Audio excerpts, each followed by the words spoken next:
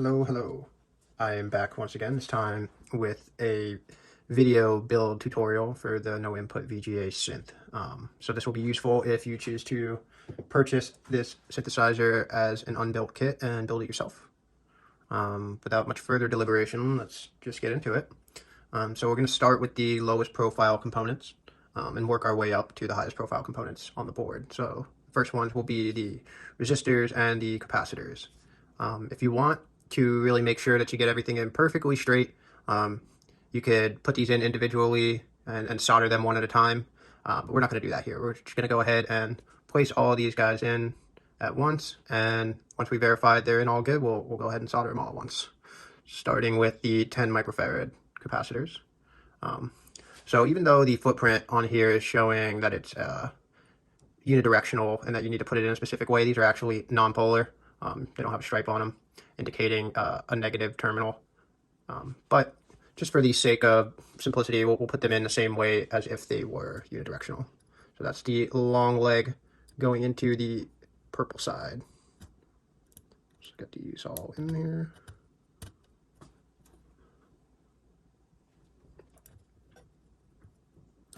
The pad holes are a little small, but I should not have a problem fitting these guys in there. Alright, so we got those in. I'm going to go ahead and flip this guy upside down real quick. And basically what I'm doing is just putting the legs back like this. And that we'll just keep them in place until we solder them on.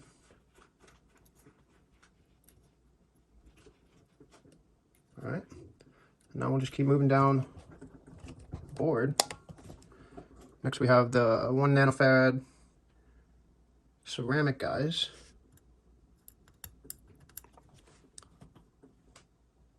And I like to keep them in the same order with the number facing forward, but these are not unipolar either, so they're, or unidirectional rather, so it doesn't really matter which way you put them in. Alright, let's get those legs flattened out on the back side. I'm not going to adjust the camera here because that's going to take too long, and you know what I'm doing, I hope.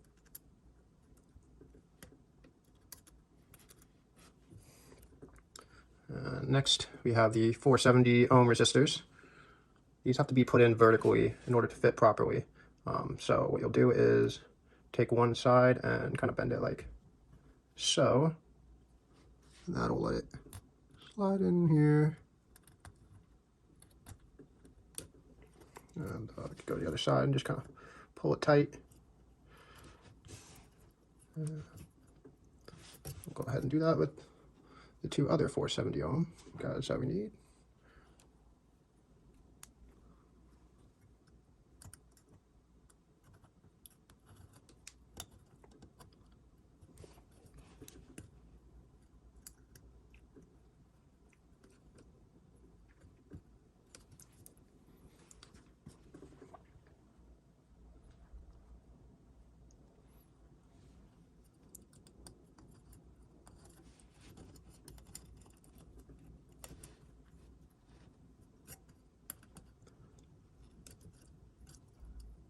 Just kind of straighten them out here.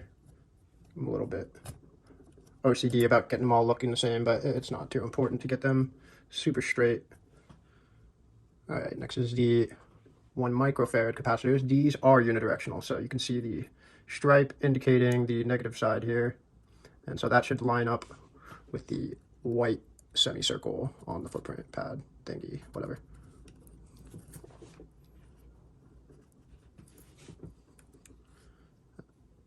That's also the shorter leg. White stripe, shorter leg with white stripe.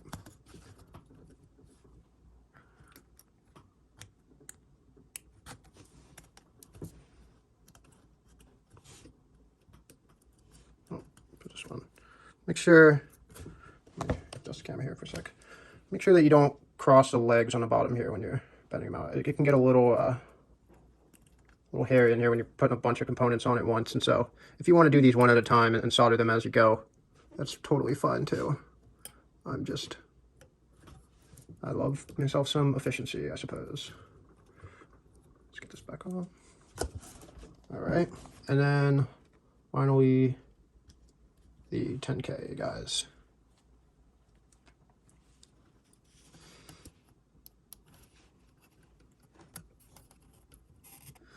All right, video cut out towards the end there, but all I did was put in the last two 10K resistors there. So now we got them all in place. We'll flip this guy over. Got the iron fired up. And I got my solder in hand. And I'm using 0.5 millimeter solder here. And, you know, use whatever you're comfortable with, but I probably wouldn't go much larger than that because some of the pads on here are pretty small. But with that caveat out of the way, let's just get to soldering all these guys.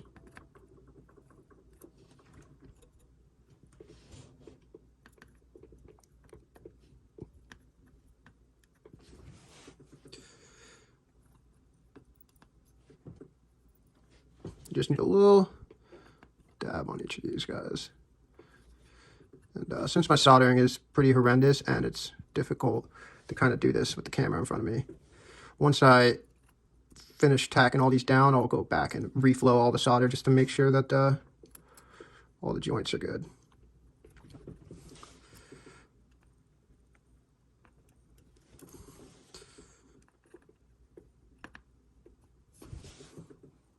Like I said, this is not the finished job yet. Go back around and reflow these guys.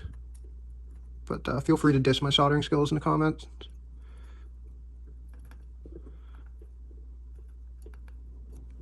Got one more over here.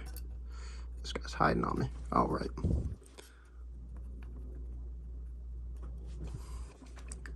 All right. That looks like all of them. Put the iron down.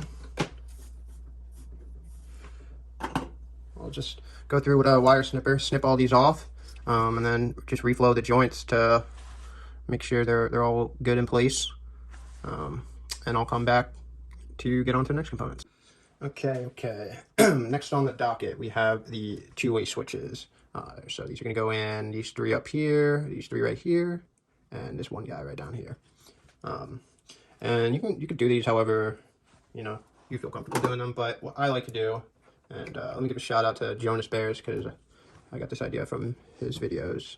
But what I do is go around and just tack a little bit of solder in one pad on each.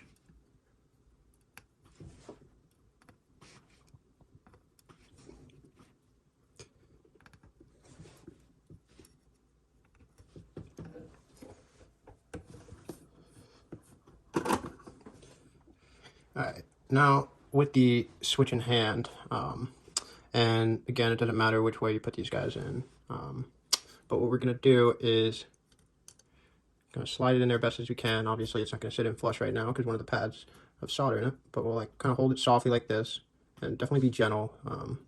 Those legs can certainly bend pretty easily. So I'm gonna unclip for this part. Get our iron, and find that pad that we tacked.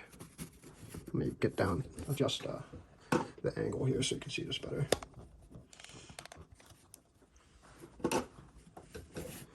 So,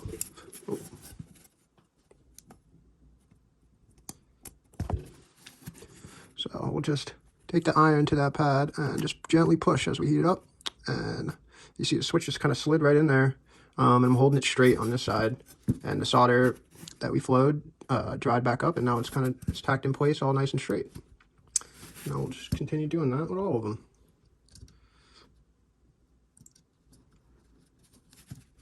Push down, remember not too hard, and slide that guy in. Next one.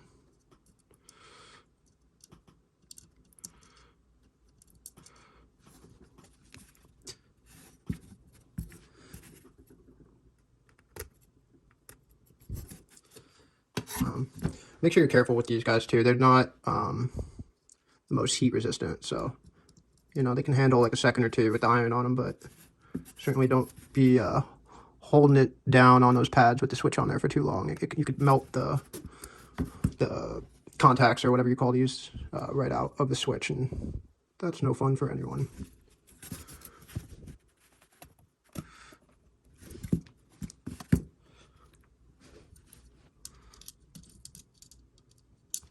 Doing a wonderful job filming this right now, I see. That's what I get for looking over the camera. Hopefully you saw most of that, but just kind of rinse and repeat right now for all 7 of those switches.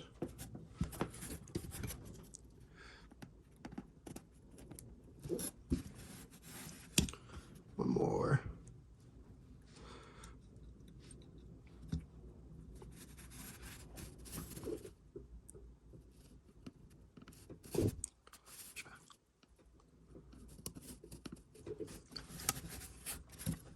Alright, sorry if those weren't all filmed so well, but just rewind and go back to the first one to see, a close-up shot of how to do it. So those are the single pole double throw switches. And next we'll do the single pole triple throws, the 3-way switches. Alright, now the 3-way switches. We'll go around and tack a pad again for each footprint, just so we can make sure we get them in straight. But you do this however you want to do it.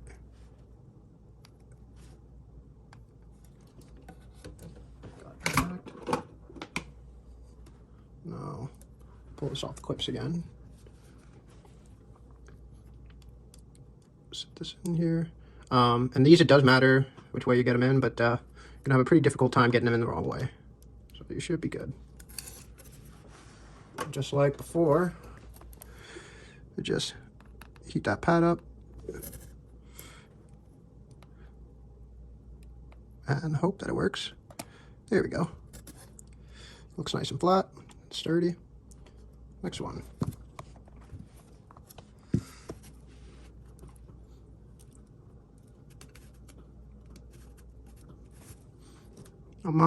I recognize I'm not really showing how to do this very well right now, but it's really the same thing as with the previous switches, the 2-way ones.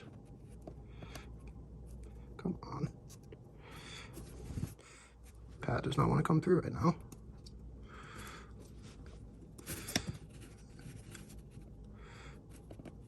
You gotta be careful because only thing different with the 3-way switches is since they're so long, when you put them in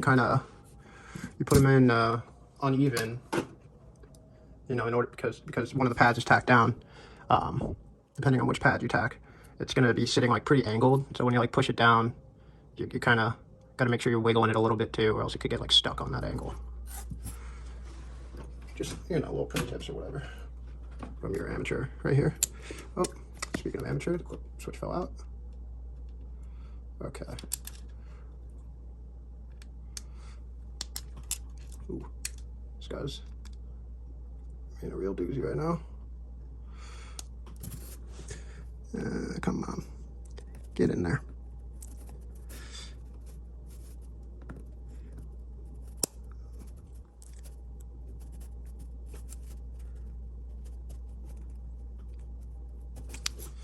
I'm in trouble with this one.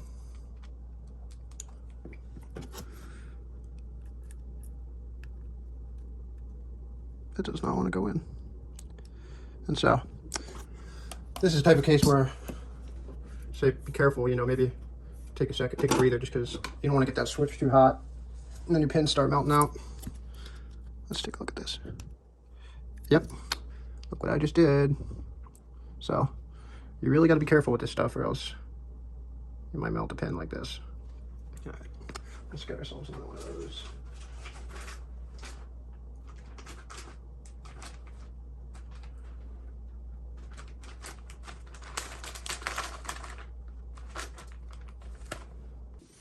All right, we're back again. That switch was giving me trouble.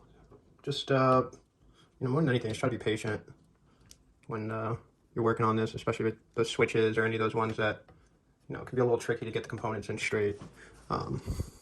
Just take your time, take a breather, whatever you need, whatever you gotta do. All right, now we'll go around and fill in the rest of the pads on these switches.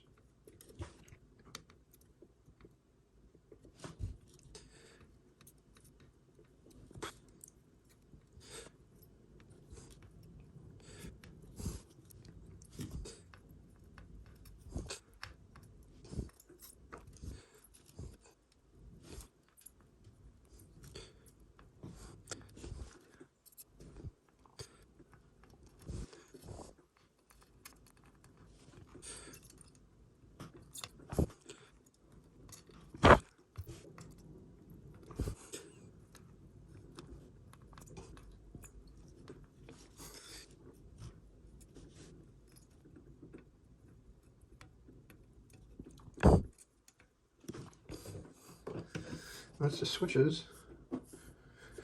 All right, now the pots.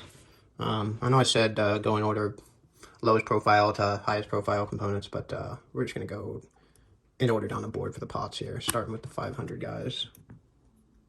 You should fit in here nice and snug. But be kind of gentle, but also firm to get these in, but not bending the lugs, because you can bend and then it's going to make the pots look all janky when they get mounted. But once they're in there, they should be sitting in there nicely. Yep, they sit just fine without solder, so shouldn't have to worry about holding these. And I'll flip the board over and go ahead and solder these guys in. They're pretty chunky pads, so you could break out the bigger solder for this, but I'm lazy, so I'm just going to use the same old solder.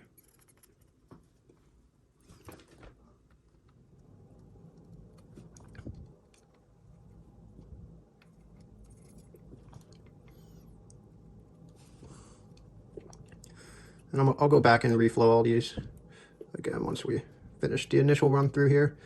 I just don't want to get them too hot because they can be sensitive too to heat. Not as bad as the switches or the headers, but it's always worth a little precaution.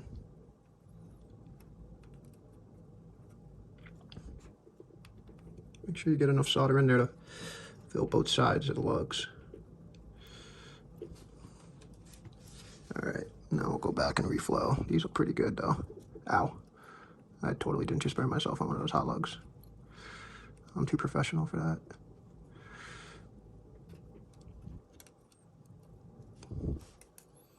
I'm just reflowing, but also making sure that the pads are filled on both sides.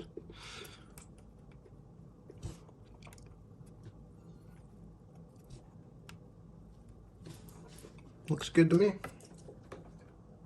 All right, now the other pots.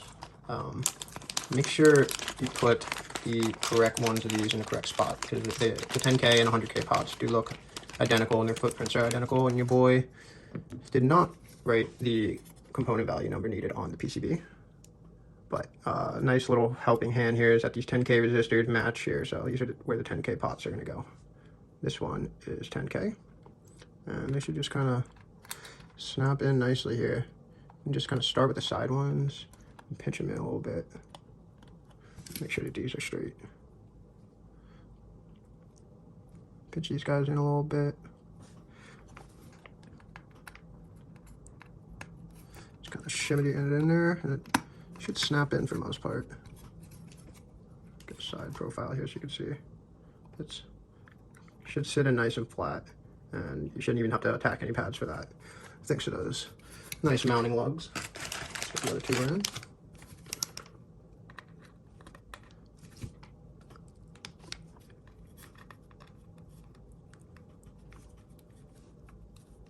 There you go, come on. Get in there. It helps if you talk to your PCB and components. Try to command respect and don't do that, because that will completely fuck up the mounting lug. And you'll have to bend it back in place and be embarrassed like me.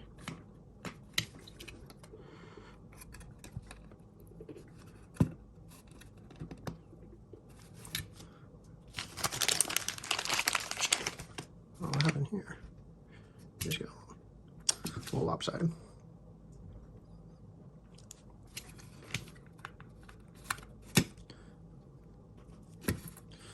Do as I say, not as I do. Because that might happen.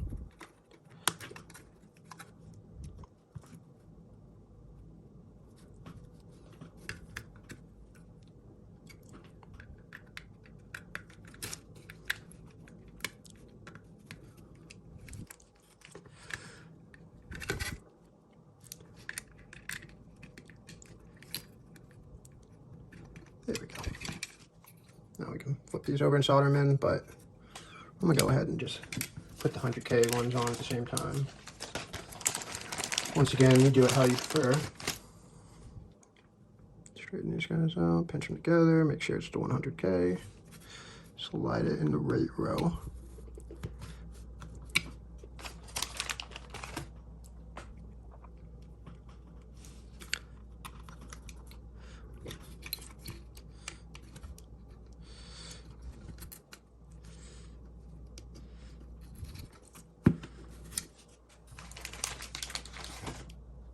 I'm hoping, you know, showing me struggle a little bit with some of the components will help some people who might, you know, have some issues during the build, which is, you know, shit happens.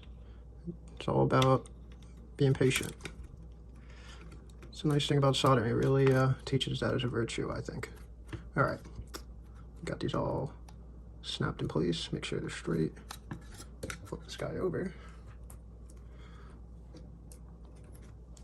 And get back to soldering. Got our iron.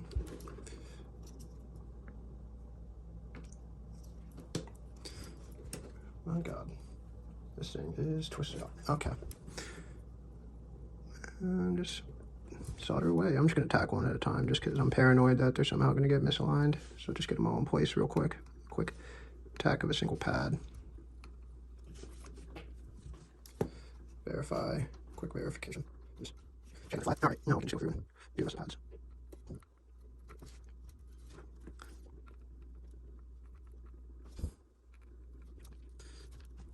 I should probably use thicker solder for these parts. It'd probably be easier, but challenge is fun, right?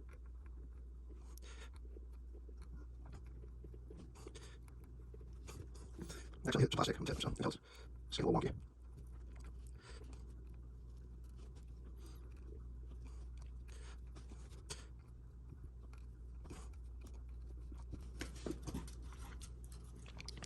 Let's go back and see if we need to add a little solder to any of these and reflow any of them. Look pretty good to me. Just like that, our pots are in place. All right, buttons, aka single pull, single throw momentaries. Buttons for short. Like all the other switches, we'll start once again by tacking pad.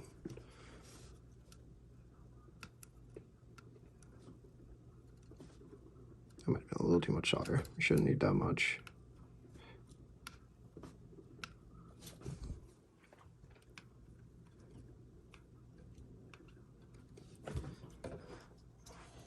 Trying to adjust my positioning here so that I don't get it. Trying not to block the camera view, but I also don't want to get flux all over the board because it looks ugly. But you get the idea. Well, we got them all tacked. We'll do what we've been doing for the last how many hours?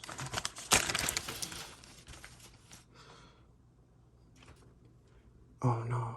These snap in, don't they? Or do they? No, just kidding. Alright. Let's try to do this one route up.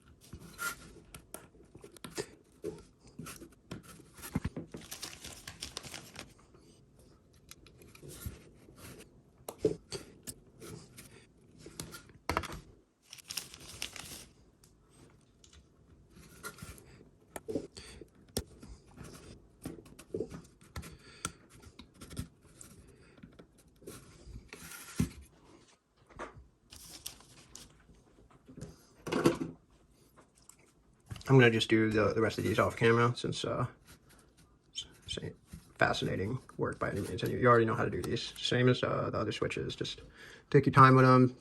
Don't get the rungs too hot or lugs or whatever the fuck. BRB. All right, now let's get our composite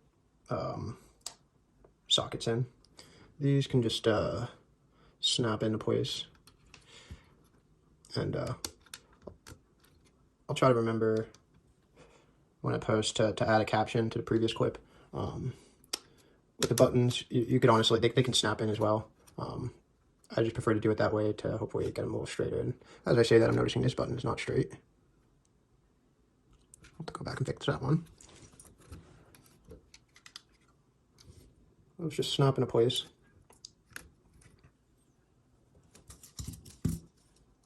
Just run solder in. These are pretty straightforward. Don't be shy in the amount of solder here. They're pretty big pads.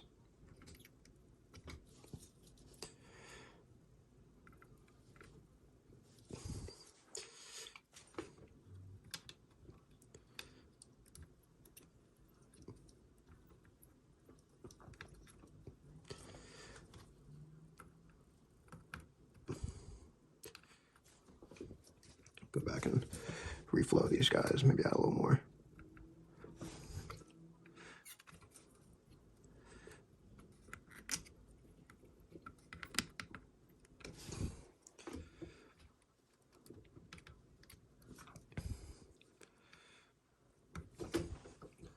Those are composite jacks or whatever sockets.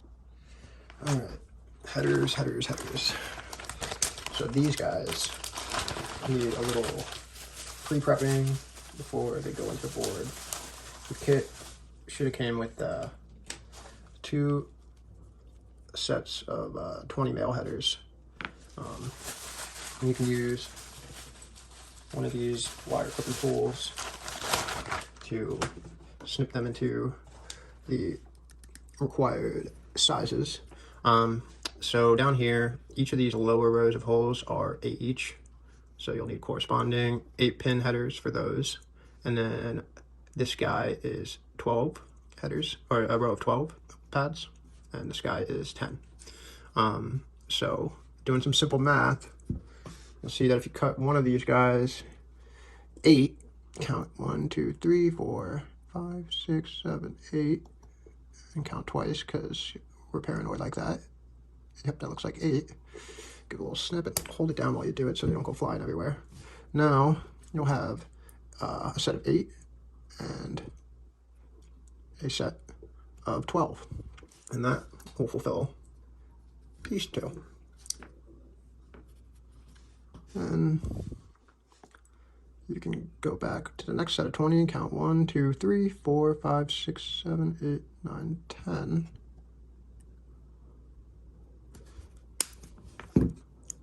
Now, you have 2 sets of 10 here, but one of them needs to be 8. So we can cut off 2 of the remaining headers. Now we should have all the required numbers that we need. So let's flip this guy over. And though it looks like it would be convenient, I'm going to warn you now that you should not use the technique that we've applied for like nearly every other component on here for these headers. That is because this is very delicate plastic that these headers sit in, and if you even put a slight amount of uneven pressure on them with a little bit of heat added, you are for sure going to knock the pins out of place, and it's going to be a pain in the ass to fix that. But okay, let's do one at a time here. So what I like to do here is we'll flip this guy around.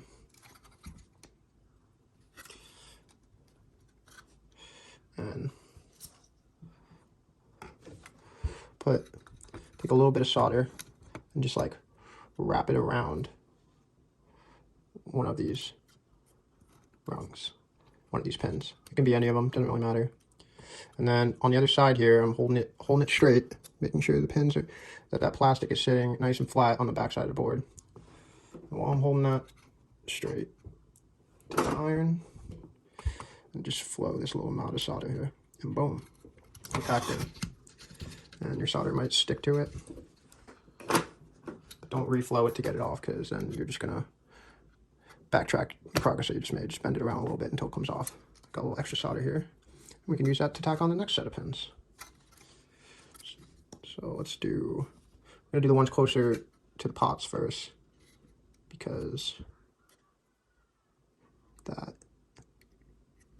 oh, wrong way. That is not the one that I need. This is the one that I need. Make sure you put these in the right way too. You want the long side sticking out the back, because this is where your wires from the converter boards are going to attach to. So you want to give them enough room for the wires to stay on there nice and snug. All right, so that sounds good. Stick a little leftover piece of solder in here. You could do this, like, you can do this the same way though as before. Just wrap a little solder on it. Make sure that your finger is holding it nice and flat on the back there. And just flow that solder. Boom.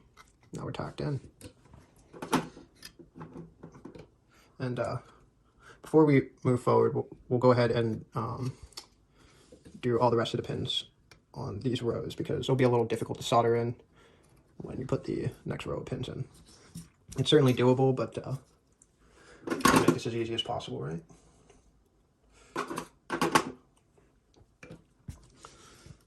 Let's just move along and flow each of the others.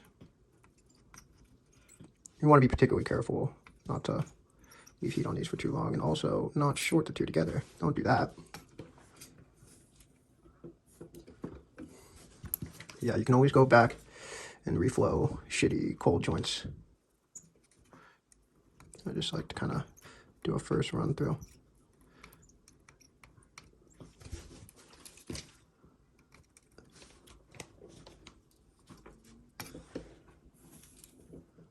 These pads are very close together, so try to wipe off any excess solder off the tip of your iron as much as you can. It'll make it less likely that you're going to short these guys together.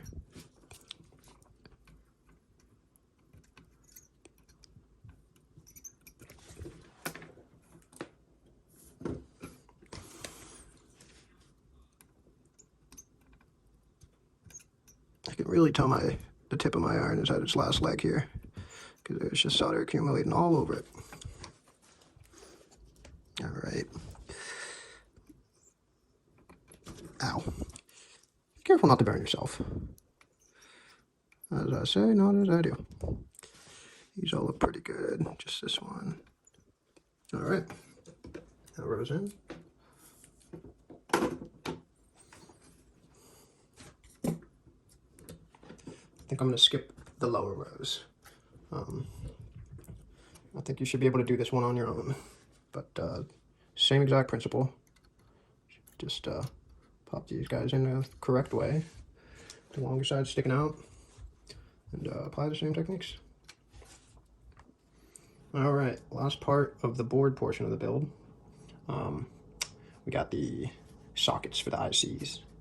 And note on direction on these guys. So these sockets and the corresponding ICs will have a notch on one side. Let me get some contrast here. Okay, you see that notch?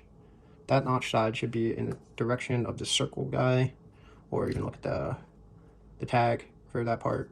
But the gist is a notch should be on the same side as that circle, and that goes for both of them. But we're going to do one at a time here, and we're going to do the same technique that we applied to the pins, because once again, these guys are very delicate and susceptible to melting out of the plastic, which makes things far more annoying. So, got a little spare solder here, once again. And we'll just hold it in place on the back. And boom. She's tacked in. And you know what? We'll do the other side too, because it feels like it's hanging off one side a little bit. So, we'll just do both sides. And now, she's steady in place. Let's do the other one. Notch facing the circle. Hold it in place. Get some solder there. Sometimes you gotta like bend it around the board so that the solder stays in place. So I'm out of shot here, sorry. Make sure you like bend it in place. Getting all disoriented here. Yeah, sometimes you might have to like bend it around the board to make it stay in place, but that's it just there. Just tackle on. No, that feels pretty steady. Okay. And now they're in place, we can just go around and finish tacking. Once again, these guys are pretty sensitive to heat, so make sure you're not keeping your iron on them for too long. You can always go back and reflow.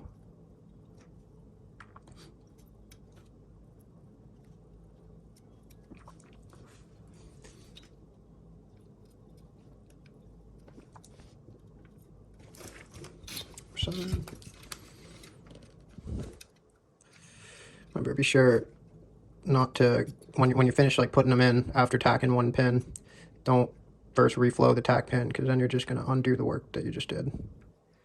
definitely make sure you get a few other ones tacked in first before you get around to that first one. Am I making any sense? Hit me with comments or DMs, any questions, emails, whatever. I'm here to help.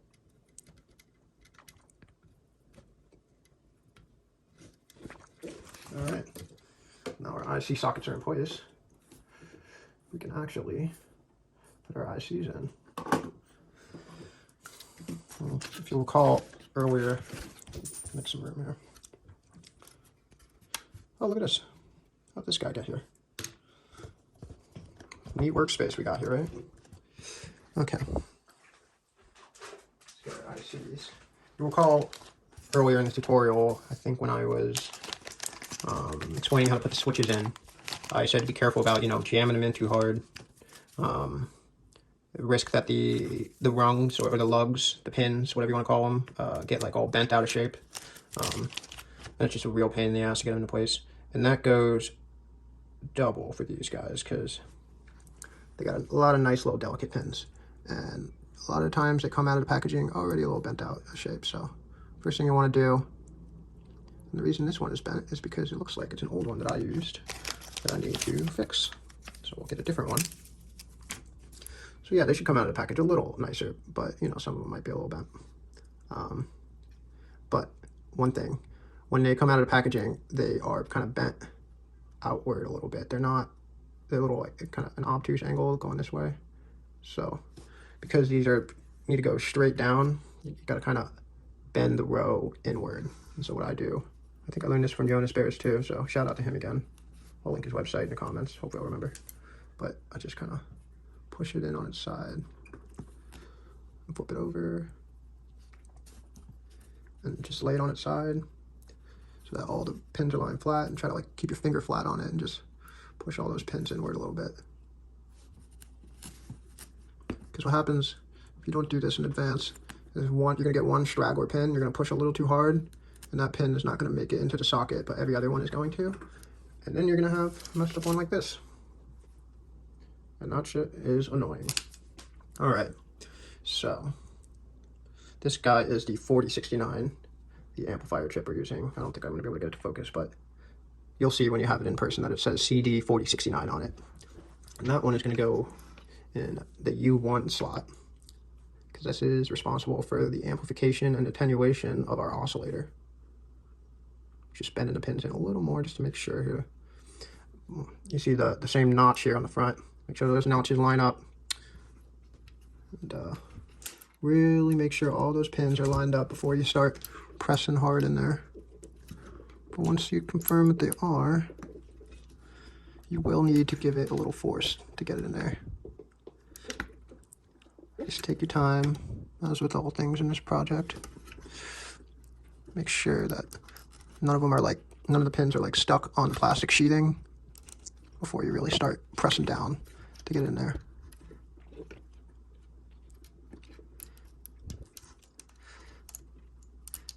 This is honestly one of my least favorite parts. I suck at these. Okay, I think I got it in there. Yep. Should snap in there nice and snug. All right, that's the 4069. The other chip we should have is the 40106. As I push through this box of parts here on mine. There they are. It's going to say the same. It's also going to say 40106 on the front here. CD 40106. I don't know if I'm going to be able to see it, but you'll see that there's some text on here. And that'll help you identify them and distinguish them. So let's do that trick again to kind of bend all the pins in place. I got a little too far there. Stretch them out again a little.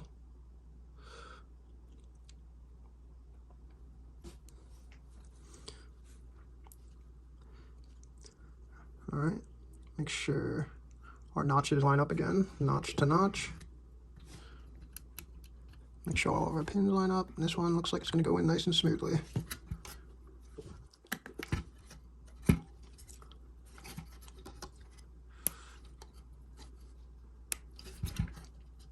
All right. And just like that, the board is done. Now we get to the fun part. Putting the wires on the converters. Okay, now for the fun part. So your kit should have come with one of each of the converters, as well as a set of 8 jumper cables, DuPont cables, whatever you like to call them, and a set of 12. Don't pull these apart just yet, because we're going to try to keep them together, try to keep things as neat as possible. They would be used as bus cables. And now with the converters, we're going to start with a little flathead screwdriver, but you could use whatever works. Don't have to worry about being gentle with these guys, because we're going to trash these plastic enclosures once we're done with them. Just find a good spot to wedge it in, and be careful. Full disclaimer, I'm not responsible for any injuries that may occur in these build processes.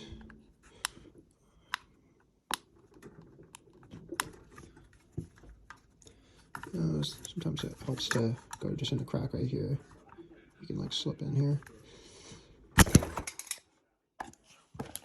Well, that is evidence that didn't work.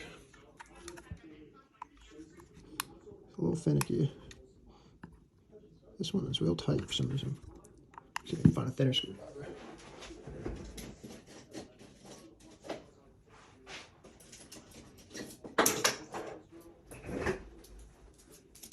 Let's try this one.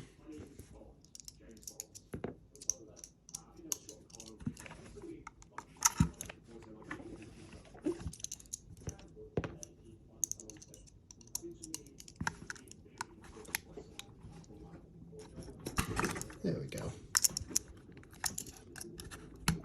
Now we can just go around and snap all these guys open.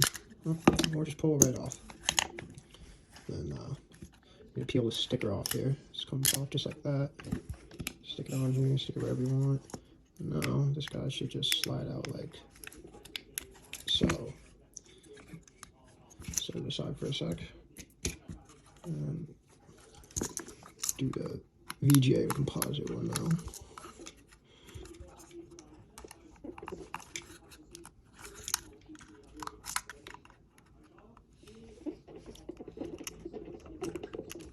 That one was a little easier. Just go all around.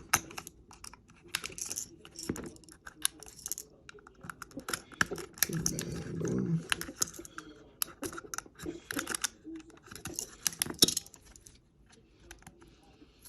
Same idea, get the sticker off.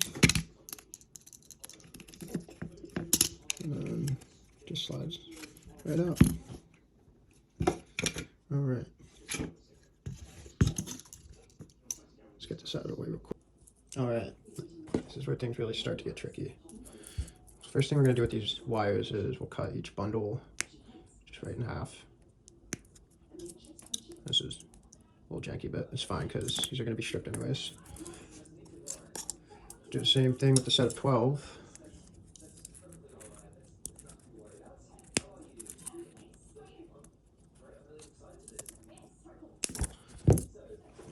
And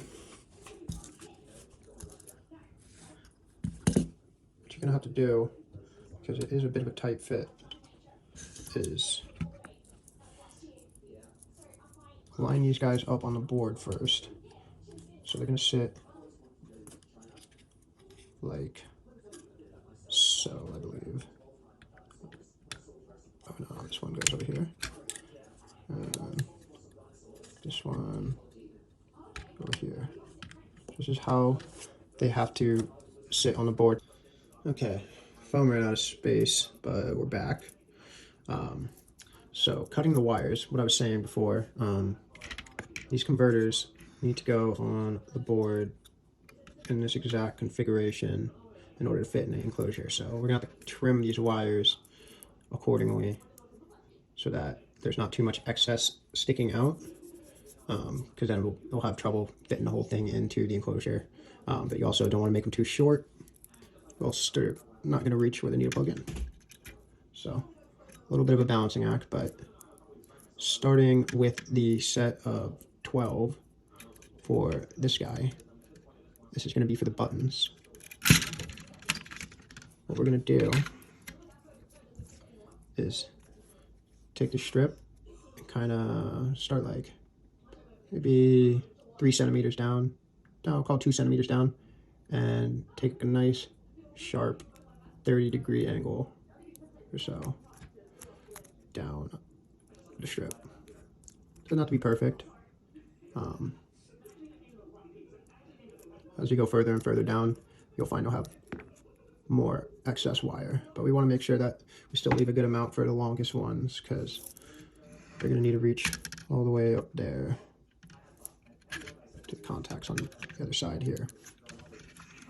So now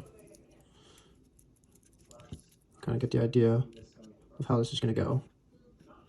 We're going to peel each of these back a little bit and strip them, wire them into the contacts like so, and then it's going to come back on board like this. First, let's get to stripping. I recommend pulling each of these wires apart about 1/2 inch. Sorry, I'm going back and forth between metric and freedom units, but it's not an exact science or art, whatever you want to call it. The more important distance, honestly, is how far back you're going to strip the insulation, because that's going to impact how secure these wires are going to be on the board. And you want to make sure they're nice and secure, so you don't ever have to go and figure out which ones have fallen off while you're traveling around and whatever. Alright, so got these all peeled apart a little bit. Now take our wire stripper,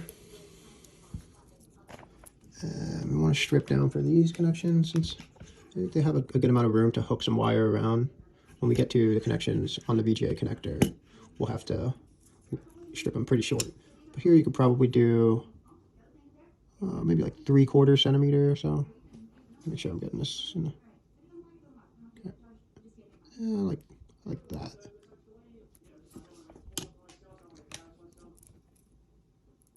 Go down the line. Strip, strip, strip.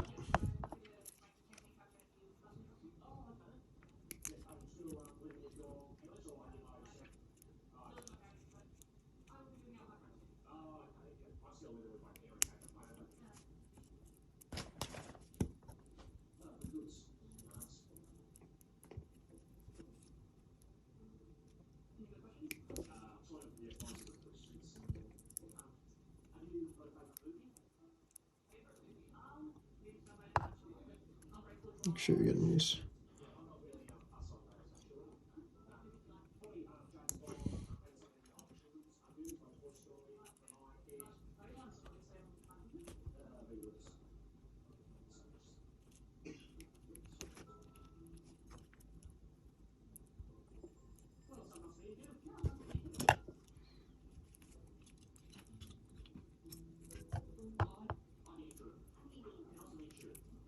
I'm getting all turned up over here. Okay.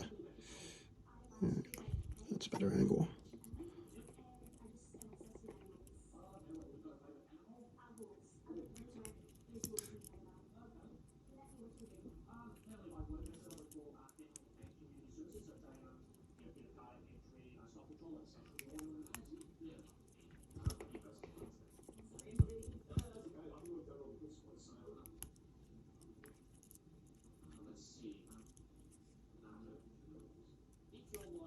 Alright, so got those all stripped. Now we can go around and twist each of them. Oh, I'm not in frame. You can twist them so they're nice and they stay together and they don't get all frayed. It's going to make them easier to tin. Really want to make sure you take your time with this part, because PCB is pretty sturdy, you know, once you get, as long as your joints are solid, everything's going to be good. But these connections are going to be real delicate, just because they're not really meant for the circuit board, obviously.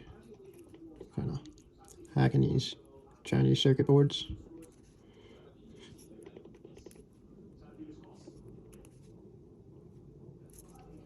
Keep twisting away.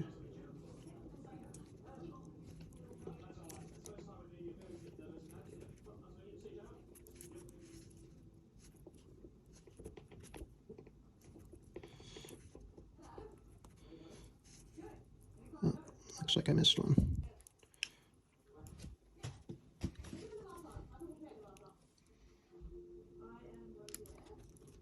Let's give this one a little more length too while we're at it. Okay.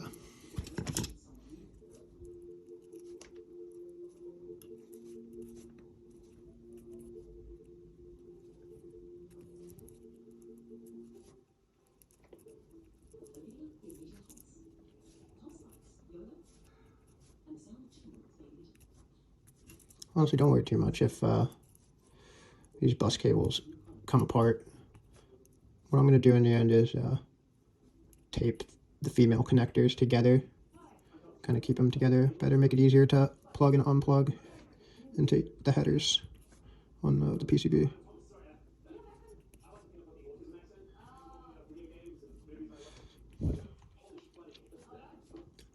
Does keep it neater though, if you can keep it together.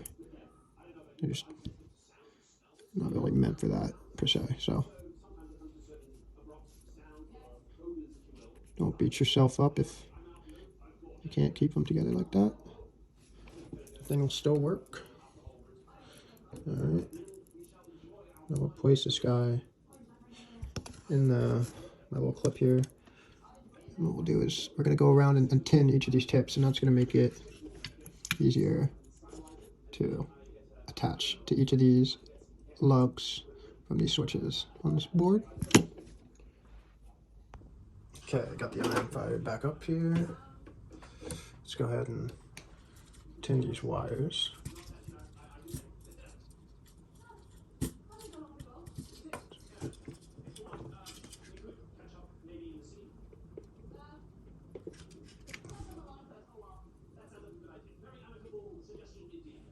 You can be nice and generous with these ones because, like I said, these are much more spaced out contacts on those converter boards, so they're going to be a little more easy to work with than the VGA contacts. So I'm not only tinning these guys, I don't mind if I get an extra gloopy of solder on there. More the merrier, to be honest.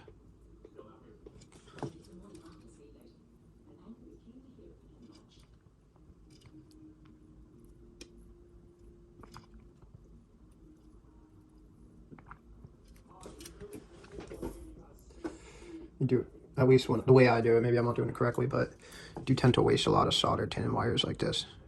So just make sure there's not too much hanging off the end of your tip, and just keep wiping it down every so often. Do the best you can. Alright, now that I got them tin, I do take this board, and I'm just gonna start with the longest one all the way in this. Let me make sure that the camera's, let me clip this on, that'll help.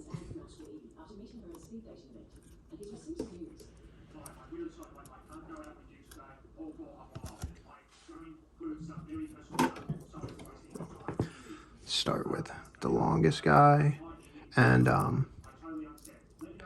this one is going to come from under the board out this way, so do it this way with the longest wire facing upward like this. First of all, just heat this guy up to reflow the solder, and there you go, the first one's on. And now we can start kind of finagling these to fit and keep flowing. That one's on.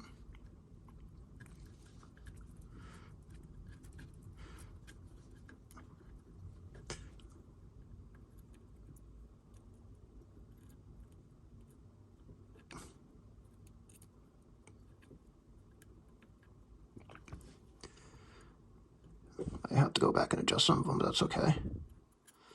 Let's do a first pass through. Let's skip that one for now because it needs a little more solder.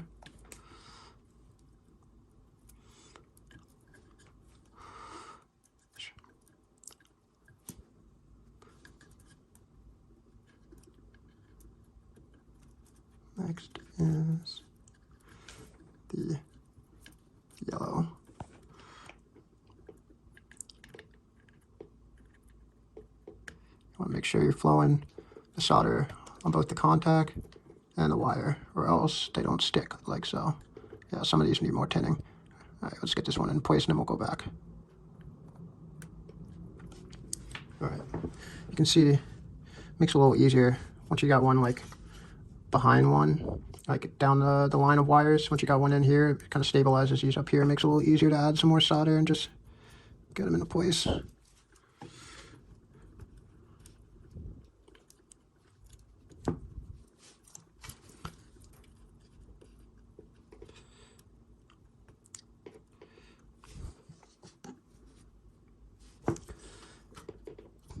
You know, some of these I end up on, like just kind of sitting in place and just soldering them as if they were like sitting inside like a pad.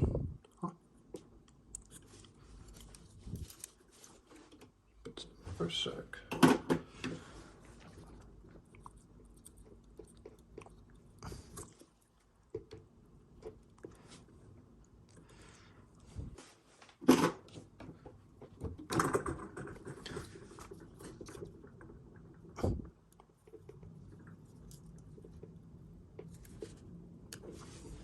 Yeah, don't use your nice tip for this part, honestly, because you'll probably end up melting some insulation with your iron. It's just bound to happen.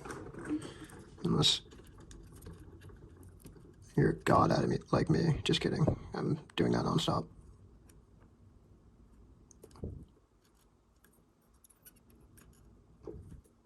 Okay, and sometimes all of it might just stick to the contact and not absorb with it. Because you gotta be careful, because if you melt the insulation and you get the tip of your iron dirty, it makes it harder for the solder to like melt together cohesively, and that leads to cold joints, and no one likes that.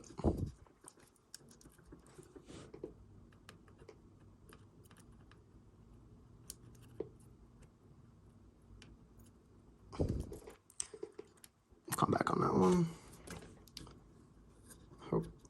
Hope it's not impossible to see what I'm doing. This part is, to be honest, like still even a little challenging for me, so filming it all in the shot at the same time is a little tricky. So thank you for bearing with me. You can always ask some clarifying questions and whatnot.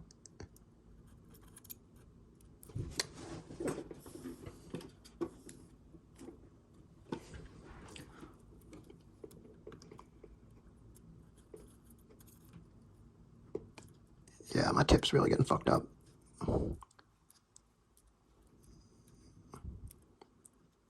Almost done here though.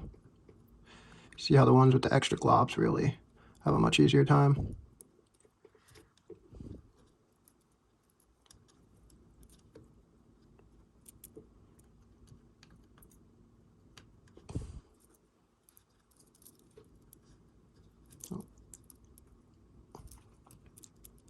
Oh.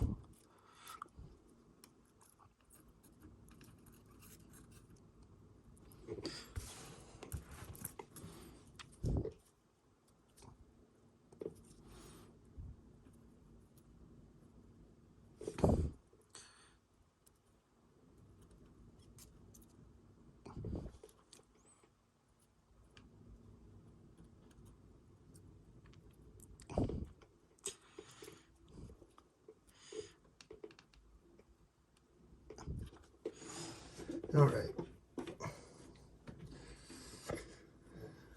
Go out back and add some extra touches where needed, definitely on this last one right here.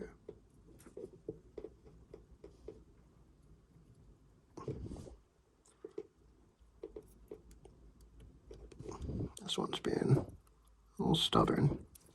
Come on, guy.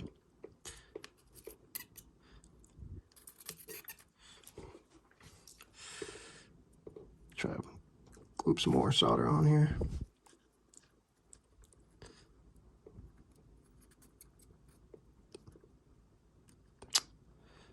tip is really falling apart. Doesn't want to flow to solder.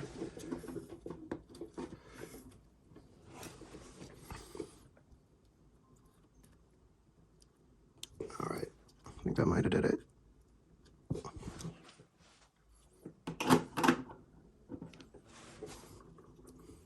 Now, just test it out. Is how it's going to be, kind of like that. So, looks tight, but looks like it's going to be good. All right, so we got the first converter in place. A couple notes here before I move on. So your kit should have come with enough nuts to be able to put two nuts on each screw. So one down here to hold the screw in place of the board, and then one to hold the converter there. So quick tip when you're putting these on, when you put this nut on that holds the screw onto the PCB, don't tighten it all the way before you put the converters on, because that's going to make it easier to tighten these nuts here on the converter. They're little, there's not very much clearance room on the converters for them. So it'll help that these are loose so that you can screw in the head side while holding this nut in place. And I'll show you in more detail how to do that with this one. So this one, I got most of the wires on already. And it's essentially the same thing, the same process as this one. But if you want to see another video clip of me doing this part as well, just let me know and I can post that separately. But really the only difference is that this one is going to be arranged with the buttons facing outward, whereas this one has the buttons facing inward. And that's just because these both need to be on here so that the VGA ports are facing upward. They can't go this way or this way because the VGA port cannot be down here. And so I stopped doing this short of the power ground and composite, because before we put those into the second converter board, we need to get our enclosure together. So here that is. And first thing we're going to do is take our barrel jack, pop this guy in here. So just slide it on in like so. Oh wait, don't forget your little cover piece. I mean, it's not necessary, but it's nice to have a little dust cover on here. So make sure you slide that on first. Make sure you put it on the right way too, so that the dust cover can do that without having to twist it. Now that you got that on, you can go ahead and slide her in. It should pop right in there.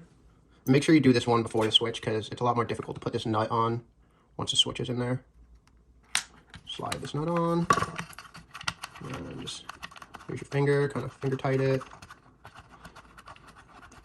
However you want to do this, you can use this side too, hold it in place, and yeah, I just finger tighten it. It doesn't need to be super snug, just enough to keep it steady. And yeah, that should do it. Alright, now that that's in place, we'll take our switch and pop that guy in. And it's really up to you which way you want to do it. I don't know, I like to have the on side facing the barrel jack. I don't know, that just felt more proper to me, but it really doesn't matter. Just try to get it as straight as possible and jam it in there.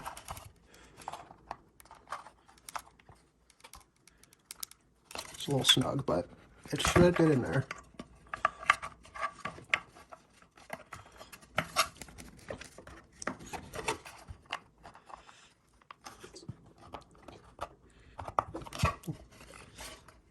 Just really a sticker to make sure it's in there straight, but it really doesn't matter, just for aesthetic purposes. All right, now that's in there, and we can slide our connectors on here. It doesn't matter which wire is on which terminal for the switch, whichever one you prefer. But these two wires do matter on the barrel jack, because this one is going to be your ground and this one's going to be your power. And now your ground is going to stay loose for now, but the power, we got to run it through the switch. And so what we're going to do for that, just so that we don't have too much excess wire in here once we put our board in, because it's going to be a bit of a tight fit, we're going to trim this guy down like so. Bam. As well as this guy.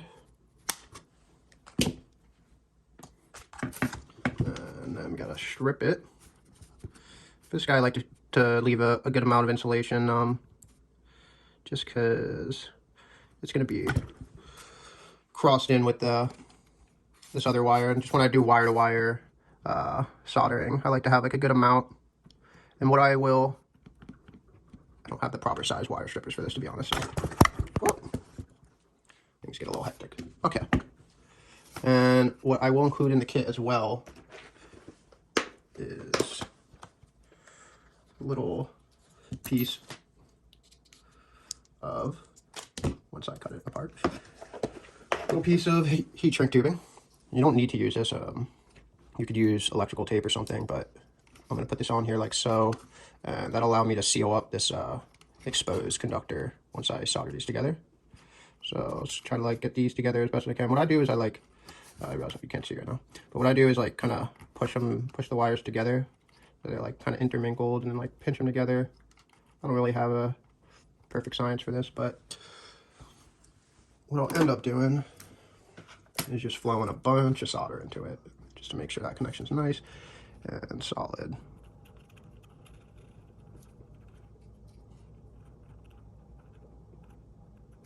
Make sure that looks pretty good to me. Now, so we're in there, we could take my angle's really bad here, I apologize, but just slide heat shrink tubing on there, and then I gotta run and get a lighter.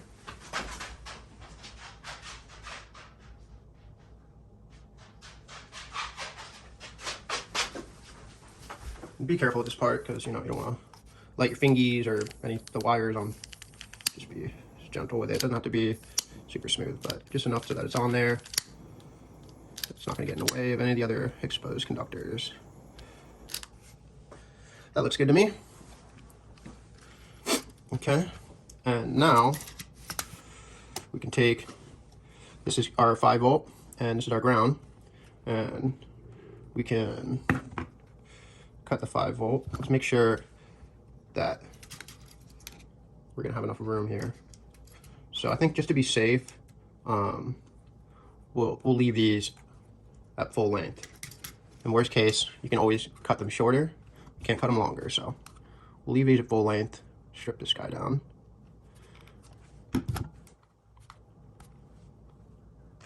Actually, I'm gonna cut back a little bit of this just because this is quite a bit of exposed conductor. You don't need that much. Let's do like right here. Cool. Now we can kind of pair those in with our power and ground. So this one's our 5 volt right here, and this is our ground. This is our 5 volt. And kind of twist them together as best as we can. And I know they're different size wires, so they're not twist together that well, but just do the best you can. Or do a better job than me, you know. Just make sure they're on there. Then we'll just do a little cursory tinning of those two together. Let's get this guy out of the way. That should do for now. Give this guy a cursory tin. That should do. Now, they're together. Should be able to get them on 5 volt. This part's a little finicky, but honestly, working with these boards just ain't the cleanest process. Gonna hold that in place, and let's flow these guys.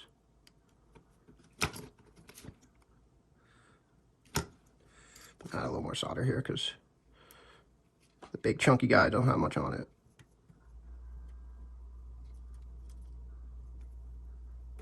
Yep, that's why.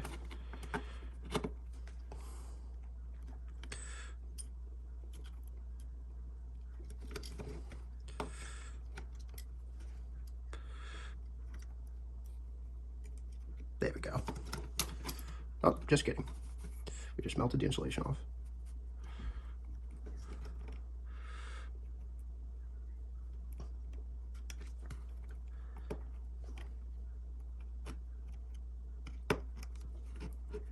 having some trouble here.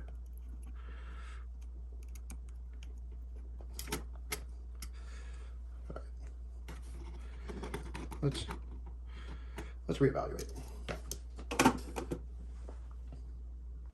All right, so I ended up burning a shit ton of insulation there, but determined actually the best way to do it is probably to, as I am just putting the composite guy in here, the best way to do it is to actually start with the bigger wire. So the wire from the switch or from the barrel jack, they need a lot more solder. So that's how I'm going to do this one, and I'll show you. Let's tin it up first. Okay. And solder it right here. And you can also put it here. Both of these are ground. But I don't know. I just like to do it over here because it's right next to the composite wire, and that's however you want to do it. So that one's in place. Now we can grab the ground wire from the board. Pull it back a little bit. And let's give it a little cursory tinning as well.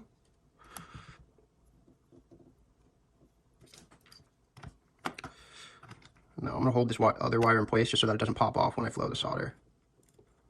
And just kind of flow them all together. Make sure it's not a bunch of cold ass solder joints like this.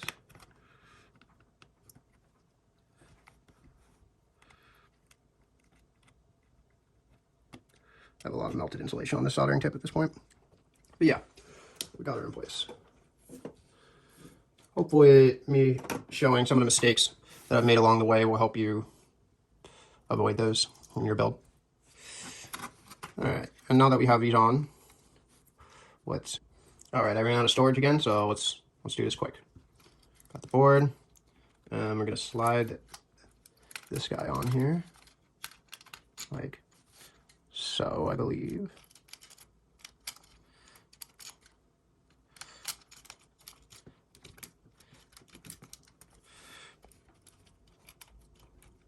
Might have to make some compromises as far as where the wires stick out, but that should be good. And we'll get the easier nuts on first. So this one in the top left has a good amount of clearance room. Just slide that one on just to get it in place. And this one. And so yeah, this is why I was talking about making sure you have enough clearance or have enough slack in this lower one, because the way you're gonna have to tighten these nuts that don't have much clearance on the board is you'll like hold it into place like that, and then we'll take an Allen key and tighten. And I know this is a bit of a finicky process with the wires already attached. Just be patient, take your time.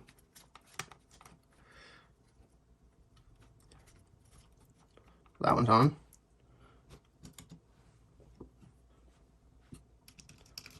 I'll do this one.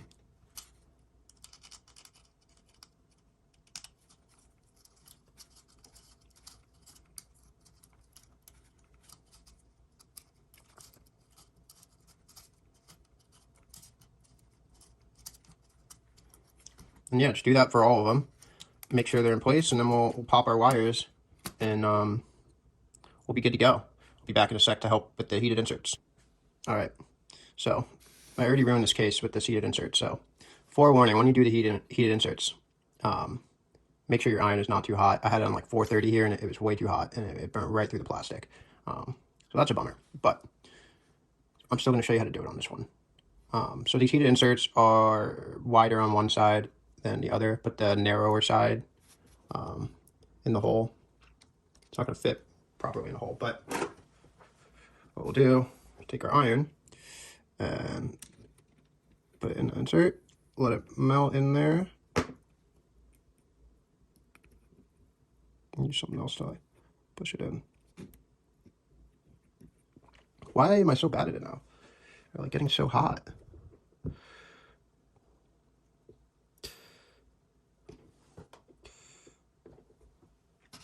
Okay, mess this up twice now. Put the iron on like 380, I think. Like really, anywhere in the 400s is clearly too hot. And just put the tip in there, like that. Let it melt in there. Yeah. Be gentle. There we go. And that's how you should do it.